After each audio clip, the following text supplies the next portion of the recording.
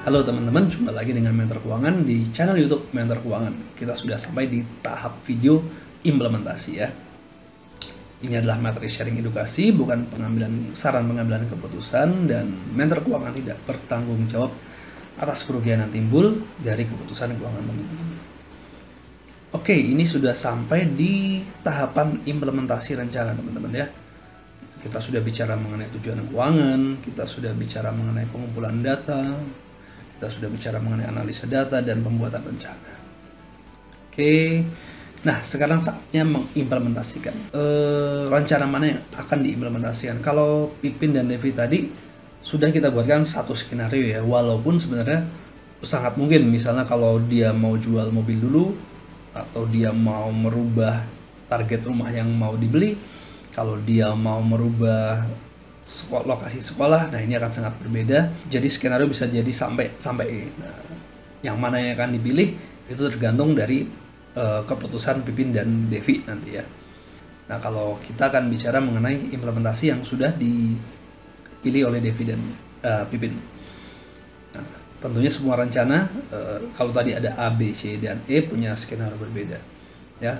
Apakah dia akan memilih tujuan keuangan mana yang akan dicapai terlebih dahulu, apakah haji dulu, apakah rumah dulu, apakah untuk dana pendidikan dulu ya.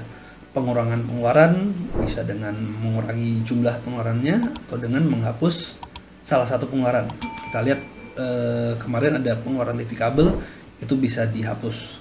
Kalau yang bisa dikurangi pengeluarannya misalnya pengurangan untuk biaya pulsa telepon, penjualan aset, misalnya mau jual mobil terlebih dahulu ya, Pipin.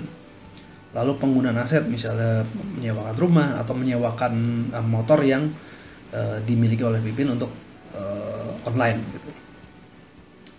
Lalu bisa juga skenario ini dengan melakukan penyesuaian tujuan keuangan ya, merubah lokasi sekolah tadi, lalu perubahan asumsi pengeluaran pensiun. Ini sangat signifikan teman-teman jumlahnya. Kalau sampai pengeluaran asumsi target untuk pensiun itu bisa sampai miliaran rupiah ya. Tapi kalau dengan asumsi pengeluaran itu ditekan sedemikian rupa, ini langsung akan merubah nilai targetnya.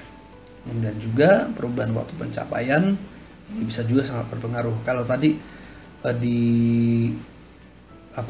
pencapaian tujuan dana haji tadinya kan 2 tahun lagi mau dicapai, tapi karena kita melihat semakin lama kita membayar setoran haji, maka waktu tunggunya semakin lama, jadi akhirnya ini menjadi salah satu prioritas yang harus segera dipenuhi.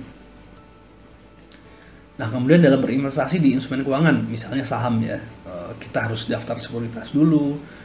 Jadi nggak serta-merta saya pengen investasi di saham langsung bisa, nggak juga, harus daftar sekuritas dulu. Ini pun ada proses KYC-nya ya, mempelajari sahamnya dulu dengan analisa teknikal, fundamental, baru mulai berinvestasi.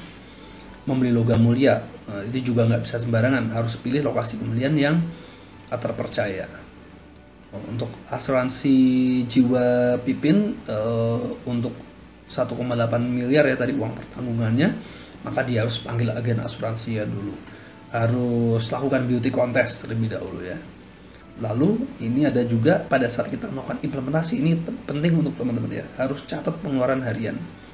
Bahkan ini pun bukan pada saat melakukan perencanaan keuangan lalu baru catat, enggak, sebenarnya dari dulu pun juga harus sudah dicatat ya. Nah ini membuka rekening khusus untuk dana darurat. Tadi di beberapa video sebelumnya sudah saya sampaikan, dana darurat itu rekening yang uang tunainya itu sebaiknya dipisah dengan rekening operasional, jangan digabung ya. Oke, itu aja untuk implementasi. Sebenarnya nggak susah-susah amat ya, tinggal melakukan saja apa yang sudah menjadi rencana kita ya. Mau menjual aset, mau melakukan perubahan asumsi, mau melakukan investasi, langsung saja dilakukan, jangan sampai ditunda terlalu lama. Yang susah sebenarnya ya ini sih, saham ini perlu waktu ya, mendaftar, lalu mempelajari saham, lalu memanggil agen asuransi itu juga nggak boleh buru-buru. Kadang agen asuransi kan kita panggil beberapa ya, misalnya agen A, agen B, agen C, masing-masing punya produknya sendiri-sendiri yang pasti menurut mereka paling unggul. Nah, kita harus bisa tentukan produk mana yang paling sesuai untuk tujuan kita. Jadi jangan lalu karena ini paling unggul kita ambil dia, lalu paling unggul, enggak. Paling unggul dan paling sesuai dengan tujuan kita. 1,8 miliar rupiah 10 tahun, mana yang paling oke layanannya ya. Kadang servis itu juga pengaruh ya. Misalnya agen asuransi dihubungi cepat ya, seperti itu. Kalau dihubungi selalu respon dengan baik gitu.